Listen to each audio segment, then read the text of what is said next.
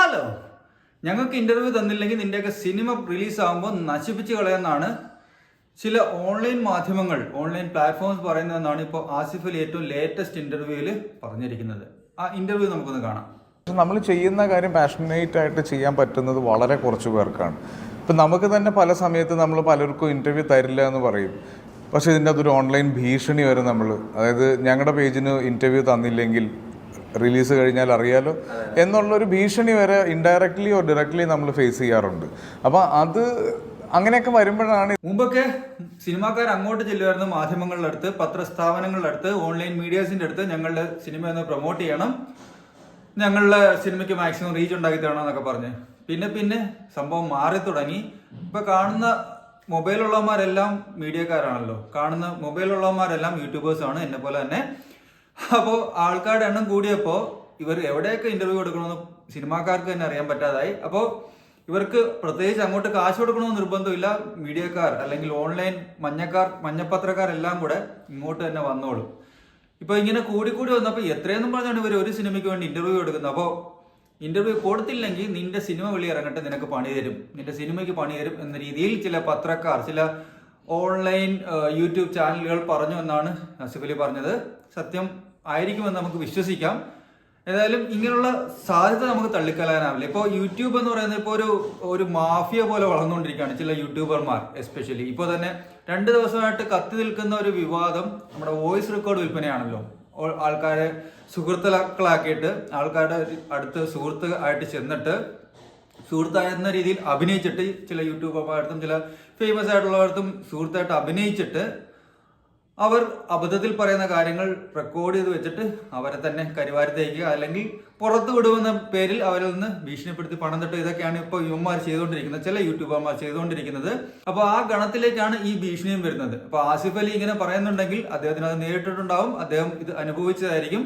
അപ്പോൾ എനിക്ക് യുവന്മാരോടൊക്കെ പറയാനുള്ളത്, അല്ലെങ്കിൽ ചോദിക്കാനുള്ളത്, നിനക്കൊക്കെ ജോലി ചെയ്ത് ജീവിച്ചുകൂടെ എന്നാണ്. നിങ്ങൾക്ക് കഴിവുണ്ടെങ്കിൽ, നിങ്ങൾക്ക് അതിനുള്ള റീച്ച് ഉണ്ടാക്കാനുള്ള എബിലിറ്റി ഉണ്ടെങ്കിൽ എന്തായാലും നിങ്ങളുടെ ഓൺലൈൻ ചാനൽ വളരും. അപ്പോൾ ഈ പത്രക്കാർ, സിനിമാക്കാർ നിങ്ങളുടെ അടുത്തേക്ക് തന്നെ വരും. അതിന് നിങ്ങൾക്ക് വേറെ എങ്ങും തേടി പോകേണ്ട യാതൊരു ആവശ്യമില്ല. അല്ലെങ്കിൽ തന്നെ യൂട്യൂബർമാരൊക്കെ ഇവിടെ പണി കിട്ടിയിരിക്കുകയാണ്. അതിനിടയ്ക്കാണ് പുതിയ ഓരോ പ്രശ്നങ്ങൾ നിങ്ങൾ ഉണ്ടായിക്കൊണ്ട് വരുന്നത്. ഇപ്പോൾ തന്നെ ഇൻകം ടാക്സ് ഡിപ്പാർട്ട്മെന്റ് ഇപ്പോൾ ഇനി അടുത്ത റെയ്ഡും കൂടെ നടത്താൻ പോവാണ് യൂട്യൂബർമാരുടെ വീടുകളിലേക്ക്. കഴിഞ്ഞ വർഷത്തെ റെയ്ഡിൽ ഏകദേശം 25 കോടിയുടെ, അതുപോലെ ഓർക്കണം, 25 കോടിയുടെ നികുതി തട്ടിപ്പാണ് ഇൻകം ടാക്സ് കണ്ടെത്തിയത്. അതിൽ പലതും ഈ യൂട്യൂബർമാർക്ക് അറിയത്തില്ലായിരുന്നു അത് ഇൻകം ടാക്സ് അടയ്ക്കേണ്ടതാണെന്ന്. കാരണം അവർക്ക് സമ്മാനങ്ങൾ കിട്ടിയിട്ടുണ്ട്, വിദേശ യാത്രകൾ പോയിട്ടുണ്ട്, അങ്ങനെ പല കാര്യങ്ങളുണ്ട്. അപ്പോൾ അതിനെപ്പറ്റി വ്യക്തമായ ധാരണയില്ല. അതിനൊക്കെ എങ്ങനെയാണ് ടാക്സ് അടയ്ക്കേണ്ടത്, അത് സംബന്ധിച്ചാണ്, അതിന് റിലേറ്റ് ചെയ്താണ് അങ്ങനെയുള്ള ടാക്സ് വെട്ടിപ്പുകൾ വന്നത്. അപ്പോൾ യഥാർത്ഥത്തിൽ അവർ അറിഞ്ഞുകൊണ്ട് വെട്ടിച്ചതല്ല, അറിയാതെ സംഭവിച്ചതെന്ന് വേണമെങ്കിൽ പറയാം. അപ്പോൾ അതുകൊണ്ട് അടുത്ത റെയ്ഡ് കൂടെ വരുന്നുണ്ട്. അത് ഇൻകം ടാക്സിന്റെ വക. അപ്പുറത്ത് EDയുടെ വക മറ്റൊരു പരിപാടി കൂടെ വരുന്നുണ്ട്. അതിനുവേണ്ടി സിനിമാക്കാർ നല്ല രീതിയിൽ ശ്രമിക്കുന്നുണ്ട്. മലയാളത്തിലെ 4 മുൻനിര യൂട്യൂബ് റിവ്യൂവേഴ്സിനെതിരെ EDക്ക് പരാതി കൊടുക്കാൻ വരികയാണ് നമ്മുടെ സിനിമാക്കാർ. അവർ പറയുന്ന റീസൺ എന്തെന്ന് വെച്ചാൽ ഇവരൊക്കെ കാശ് വാങ്ങിയിട്ട് റിവ്യൂ ചെയ്യുന്നു, അല്ലെങ്കിൽ ചില സിനിമകൾക്ക് പ്രൊമോഷൻ നടത്തുന്നു. ഈ കാശെല്ലാം കൃത്യമായ ചാനലിലൂടെ, ബാങ്കിങ് ചാനലിലൂടെ അല്ല വാങ്ങുന്നത്, രഹസ്യമായിട്ടാണ് വാങ്ങുന്നത്. ഈ കാശ് കൊടുക്കുന്നത് നിർമ്മാതാക്കൾ തന്നെയാണ് കേട്ടോ. അത് അവർ പറഞ്ഞിട്ടുണ്ട്. ചില നിർമ്മാതാക്കൾ തങ്ങളുടെ സിനിമയ്ക്ക് പ്രൊമോഷൻ കിട്ടാനും മറ്റുള്ളവന്റെ, എതിരാളിയുടെ സിനിമ നശിപ്പിക്കാനും വേണ്ടി കാശ് വാങ്ങിയിട്ടുണ്ട്, കാശ് കൊടുത്തിട്ടുണ്ട്. അപ്പോൾ എന്തായാലും ഇങ്ങനെയുള്ള കാശ് വാങ്ങുന്നു എന്ന് പറഞ്ഞ് EDക്ക് കംപ്ലൈന്റ് കൊടുക്കാൻ ഒരുങ്ങുകയാണ് സിനിമാക്കാർ. ഇവർക്ക് എങ്ങനെയെങ്കിലുമൊക്കെ ഈ റിവ്യൂ ഒന്ന് ഇല്ലാതാവണം. ആ റിവ്യൂ ഇല്ലാതായാൽ മാത്രമേ സിനിമ 2-3 ദിവസമെങ്കിലും ഓടൂ. അല്ലെങ്കിൽ ഫസ്റ്റ് ദിവസം തന്നെ റിവ്യൂ കാണുമ്പോൾ ആൾക്കാർക്ക് മനസ്സിലാവും സിനിമ വേസ്റ്റ് ആണെന്ന്. അപ്പോൾ ആൾക്കാർ പോകുന്നത് നിർത്തും. അതോടുകൂടി സിനിമ നഷ്ടത്തിലേക്ക് കൂപ്പുകുത്തും. അതിനേക്കാൾ നല്ലത് ഈ റിവ്യൂ എന്ന് പറയുന്ന സംഭവം ഇല്ലെങ്കിൽ അറ്റ്ലീസ്റ്റ് 3-4 ദിവസമെങ്കിലും ഹൗസ്ഫുള്ളായിട്ട് ഓടിക്കഴിഞ്ഞാൽ അവർക്ക് മുടക്കുമുതലും കുറച്ച് ലാഭവും കിട്ടും.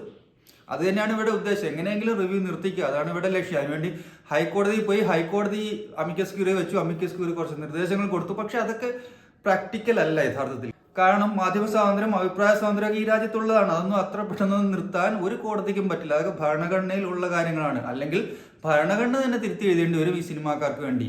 അത്രയൊന്നും റീച്ച് സിനിമാക്കാർക്ക് തൽക്കാലമില്ല. കാരണം നമ്മളുടെ വോട്ട് കൊണ്ടാണ് രാഷ്ട്രീയക്കാർ ജയിക്കുന്നത് എന്നുള്ളത് കൊണ്ട് അത്രയൊന്നും റീച്ച് ഇതുവരെ സിനിമാക്കാർക്ക് കിട്ടിയിട്ടില്ല. അപ്പോൾ പിന്നെ റിവ്യൂ നിർത്താൻ ബുദ്ധിമുട്ടുണ്ട്. അതിന് പകരം ഈ ടോപ്പായിട്ടുള്ള റിവ്യൂസിനെ കുറച്ച് ഇമോഷണലിയും മെന്റലിയും ഒക്കെ പീഡിപ്പിച്ചു കഴിഞ്ഞാൽ അപ്പോൾ ഇനിയും വരാനിരിക്കുന്ന റിവ്യൂവേഴ്സിനും ഇതൊരു പാഠമായിരിക്കും. ഈ പണ്ടത്തെ സിനിമയിലൊക്കെ നമ്മളുടെ വില്ലനായ ബാലൻ കെ നായരോ OM നമ്പ്യാരോ ഒക്കെ പറയുന്ന പോലെ നിനക്കിതൊരു പാഠമായിരിക്കട്ടെ, ഇങ്ങനെ പറയാൻ പറ്റും. അപ്പോൾ ഈ 4 റിവ്യൂവേഴ്സിനെ അല്ലെങ്കിൽ മൂവി റിവ്യൂവേഴ്സിനെയൊക്കെ കുറച്ച് പേടിപ്പിച്ച് ഒതുക്കി നിർത്തിക്കഴിഞ്ഞാൽ പിന്നെ ബാക്കി റിവ്യൂവേഴ്സും റിവ്യൂ ചെയ്യുമ്പോൾ കുറച്ച് ഒതുക്കത്തിൽ ചെയ്യും. അങ്ങനെ സിനിമയ്ക്ക് കുറച്ചെങ്കിലും റീച്ച് കിട്ടും, അല്ലെങ്കിൽ അവർ സത്യസന്ധമായിട്ട് റിവ്യൂ ചെയ്യുന്നത് കുറയ്ക്കും. പണ്ടത്തേക്ക് മൂവി റിവ്യൂസ് കണ്ടാൽ നിങ്ങൾക്ക് മനസ്സിലാവും, ഏറെക്കുറെ പോളിഷ്ഡ് ആയിട്ടുള്ള രീതിയിലാണ് പറയുന്നത്. സിനിമ കൊള്ളില്ലെങ്കിൽ അതങ്ങനെ വ്യക്തമായിട്ട് പറയത്തില്ല, അങ്ങ് തൊട്ടും തൊടാതെയൊക്കെ ആയിരിക്കും പറയുന്നത്. അതിനൊരു മാറ്റം കൊണ്ടുവന്നത് അശ്വന്ത് കോക്കിനെ പോലുള്ളവരാണ്. പക്ഷേ ഇപ്പോൾ കോക്ക് പോലും ഇപ്പോൾ കുറച്ചൊന്ന് കൺട്രോൾഡ് ആയിട്ടാണ് റിവ്യൂ പറയുന്നത്. അത് എസ്പെഷ്യലി ഇപ്പോൾ റീസെന്റ് ഇറങ്ങിയ ഒരു മൂവിയെ സംബന്ധിച്ചൊരു വിവാദം ഉണ്ടായിരുന്നു.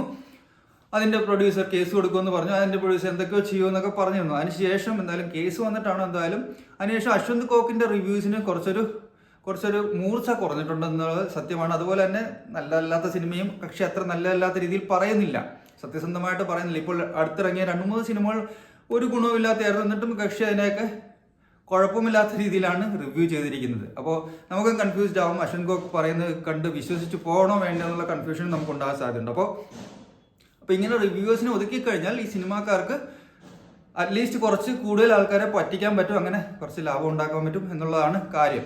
അപ്പോൾ ഇങ്ങനെയെല്ലാം നടക്കുന്നതിൻ്റെ ഇടയ്ക്കാണ് ചില ഓൺലൈൻ പ്ലാറ്റ്ഫോംസ് വന്നിട്ട് ഈ സിനിമാക്കാരെ ഭീഷണിപ്പെടുത്തുന്നത്, ഞങ്ങൾക്ക് ഇന്റർവ്യൂ തന്നില്ലെങ്കിൽ നിന്റെയൊക്കെ സിനിമയുടെ കാര്യം പോക്കാണെന്ന്. ഇത് എവിടുന്ന് വരുന്നുണ്ട്? എന്തോടെ നിങ്ങൾക്ക് ഉദ്ദേശം? നിന്റെയൊക്കെ ഉദ്ദേശം എന്താണ്? സ്വന്തമായിട്ട് എന്തെങ്കിലും കോണ്ടന്റ് ഉണ്ടാക്കിയിട്ട് ആ ക്വാളിറ്റി ഉള്ള കോണ്ടന്റ് ആണെങ്കിൽ നിങ്ങളുടെ കോണ്ടന്റിലേക്ക് ആൾക്കാർ എത്തും, നിങ്ങൾക്ക് ഇന്റർവ്യൂ തരാൻ ആൾക്കാർ വന്നോളും. ഇപ്പം മനീഷ് നാരായണൻ പോലുള്ളവർക്ക് അങ്ങോട്ട് ചെന്നാണ് ഇവർ ഇന്റർവ്യൂ കൊടുക്കുന്നത്, കാരണം അതൊക്കെ ക്വാളിറ്റി കോണ്ടന്റ് പ്രൊഡ്യൂസ് ചെയ്യുന്നവരാണ് അവരൊക്കെ. അപ്പോൾ നിങ്ങളും പ്രൊഡ്യൂസ് ചെയ്യുന്ന കോണ്ടന്റിന് ക്വാളിറ്റി ഉണ്ടെങ്കിൽ ആൾക്കാർ എന്തായാലും വന്നോളും, കാഴ്ചക്കാരും ഉണ്ടാവും. അതുപോലെ സിനിമാക്കാരും നിങ്ങളുടെ അടുത്തേക്ക് തന്നെ വരും നിങ്ങൾക്ക് ഇന്റർവ്യൂ തരാൻ.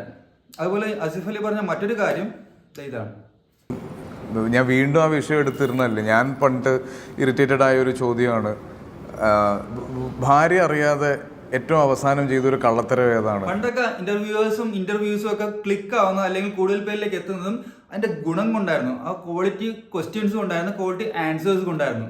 ഇപ്പൊ അതിന് പകരം നേരെ തിരിച്ചാണ്, ഉൾട്ടയാണ് സംഭവങ്ങൾ. ഏറ്റവും വേസ്റ്റ് ആയിട്ടുള്ള ചോദ്യങ്ങൾ ചോദിക്കുക, അതിനെ ബേസ് ചെയ്തൊരു തമ്പനയിൽ ഇടുക, അതാണ് ഇവരുടെ പരിപാടി. ഏറ്റവും വൃത്തികെട്ട, ഏറ്റവും വികലമായ രീതിയിലുള്ള ചോദ്യങ്ങൾ അല്ലെങ്കിൽ പേഴ്സണൽ ചോദ്യങ്ങൾ, അതിനുശേഷം അത് തമ്പനയിലാക്കി ഇടുക. ആസിഫ് അലി അന്ന് ചെയ്തത് എന്ത്? ആസിഫ് അലി ഭാര്യയോട് ഇത് പറഞ്ഞില്ലേ? ആസിഫ് അലി കള്ളം പറഞ്ഞോ? ഇങ്ങനെയൊക്കെയുള്ള കാര്യങ്ങൾ തമ്പനയിൽ ഇട്ട് കഴിഞ്ഞിട്ട് ബേസിക്കലി ഇവരുടെ എല്ലാം തമ്പനയിൽ സിമിലർ ആയിരിക്കും. അന്ന് ആസിഫ് അലി പറഞ്ഞത് കേട്ടാൽ നിങ്ങൾ ഞെട്ടും. ആ ഞെട്ടൽ എന്താണെന്ന് അറിയാൻ വേണ്ടി കുറെ പേര് ക്ലിക്ക് ചെയ്യും. ഇപ്പോൾ അതൊക്കെ എല്ലാവർക്കും മനസ്സിലായതുകൊണ്ട് അങ്ങനെ ക്ലിക്ക് ചെയ്യുന്നവരുടെ എണ്ണം കുറവാണ്. അതുകൊണ്ട് അവർ തമ്പനയിലെ രീതിയൊക്കെ ഒന്ന് മാറ്റിയിട്ടുണ്ട്. എന്തായാലും ഇങ്ങനെയുള്ള ചോദ്യം ചോദിച്ചാണ് ഇപ്പോൾ ഒരു റീച്ച് ഉണ്ടാക്കുന്നത്, എങ്ങനെയെങ്കിലും വൈറലാവുക. അതിന് അനാവശ്യ ചോദ്യങ്ങൾ ചോദിക്കുക. ഇപ്പോൾ റീസെന്റ് തന്നെ ഹന്ന റജി കോഷിയോട് ഷാലു എന്നൊരു ഇന്റർവ്യൂവർ ചോദിച്ച ചോദ്യം വിവാദമായിരുന്നു. അതിനെപ്പറ്റി ഞാൻ വീഡിയോ ചെയ്തിട്ടുണ്ട്, നിങ്ങൾക്ക് കാണാവുന്നതാണ്. അപ്പോൾ അങ്ങനെയൊക്കെയുള്ള ചോദ്യം ചോദിച്ച് എങ്ങനെയെങ്കിലും വൈറലാവുക, എങ്ങനെയെങ്കിലും 10 പേരിലേക്ക് എത്തുക, അത് മാത്രമാണ് ഇവരുടെയൊക്കെ ഉദ്ദേശം. അതിനുവേണ്ടി എന്ത് തറവേലയും കാണിക്കും, എന്ത് തറ ചോദ്യങ്ങളും ചോദിക്കും. അതല്ലാതെ ക്വാളിറ്റിയുള്ള ചോദ്യങ്ങൾ ചോദിച്ച് ജനങ്ങളിലേക്ക് എത്താൻ, തൻ്റെ ഇന്റർവ്യൂവിന്റെ ക്വാളിറ്റി കൊണ്ട് ജനങ്ങളുടെ മനസ്സിൽ ഇടം നേടാൻ ഇവർക്കൊന്നും കഴിയില്ല എന്നാണ് സത്യം. അപ്പം ഇവന്മാരെല്ലാം കൂടെ ഈ മലയാളി യൂട്യൂബേഴ്സിന് പണി തരുമോ എന്നുള്ള പേടിയിലാണ് ഞാനിപ്പോൾ. കാരണം ഇപ്പോൾ ഒരു സൈഡിൽ യൂട്യൂബ് റിവ്യൂവേഴ്സ്, മലയാളം സിനിമ റിവ്യൂവേഴ്സിനെതിരെ പ്രൊഡ്യൂസർമാരും നടന്മാരും നടിമാരും എല്ലാം കൂടെ പടവാളം എടുത്തിറങ്ങിയിരിക്കുന്നു. മറുഭാഗത്ത് ഇത്തരം ഓൺലൈൻ ചാനലുകൾ ഇവരെ ഭീഷണിപ്പെടുത്തുന്നു എന്ന് പറയുമ്പോൾ ഇവർക്ക് അതിനെതിരെ നടപടി എടുക്കാൻ പതുക്കെ അതിൻ്റെ നടപടികളും കാര്യങ്ങളും വരും. ഇങ്ങനെയൊക്കെ വന്നു കഴിയുമ്പോൾ അതല്ലാതെ മൂന്നാമത് വോയിസ് റെക്കോർഡ് വിൽപ്പന നടക്കുന്നു, PR വെച്ചിട്ട് എതിരാളികളെ തകർക്കാനുള്ള പരിപാടികൾ നടക്കുന്നു. അങ്ങനെ യൂട്യൂബേഴ്സിനിടയിൽ തന്നെ ഒരു പരസ്പരം ആഭ്യന്തര യുദ്ധം കൊടുമ്പിരിക്കൊണ്ടിരിക്കുകയാണ്. അപ്പോൾ ഓരോരുത്തരും പരസ്പരം പാര വയ്ക്കാനുള്ള, മറ്റുള്ളവന് പണി കൊടുക്കാനുള്ള ഓരോ മാർഗങ്ങൾ ചിന്തിച്ചുകൊണ്ടിരിക്കുകയാണ്. അപ്പോൾ ഇതിൻ്റെ ഇടയിൽ സാധാരണക്കാരായിട്ടുള്ള യൂട്യൂബർ എങ്ങനെ ജീവിച്ചു പോകും എന്നുള്ളൊരു സംശയം എനിക്കുണ്ട്.